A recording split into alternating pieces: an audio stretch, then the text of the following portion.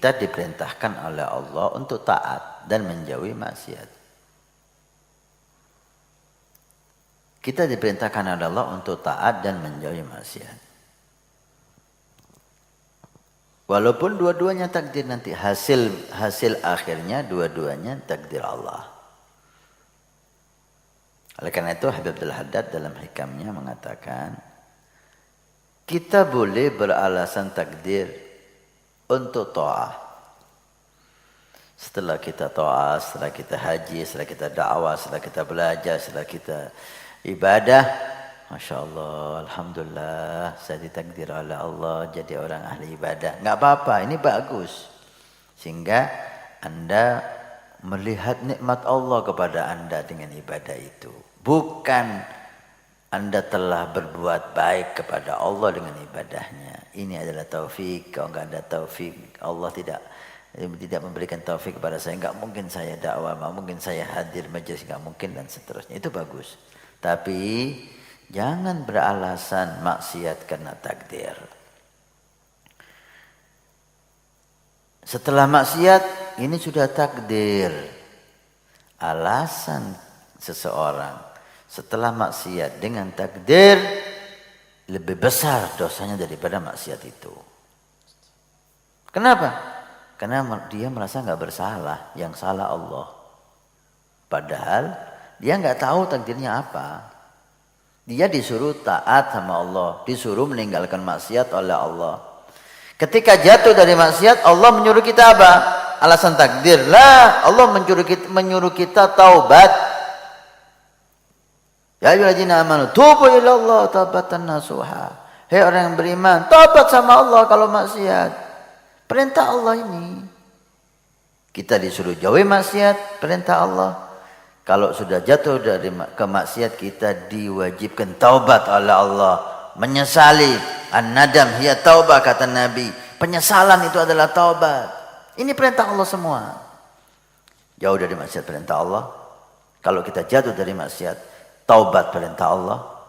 Nyesal atas perbuatan maksiat itu, perintah Nabi SAW. Gak ada.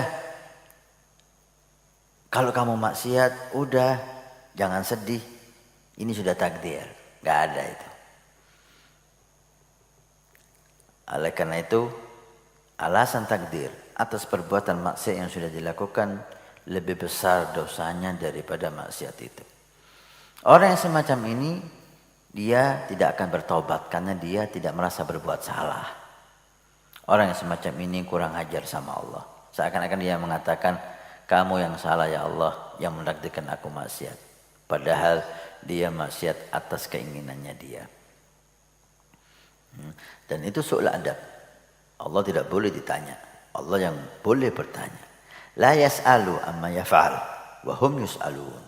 Kata Allah, tidak boleh Allah ditanya kenapa. Karena dia Allah. Semua milik Allah. Allah berhak berbuat apapun dalam hak miliknya. Tapi kita yang akan ditanya oleh Allah. Wahai hambaku, kenapa kamu demikian? Kenapa kamu berbuat itu? Kenapa kamu meninggalkan itu? Ini yang akan ditanya oleh Allah Subhanahu wa ta'ala.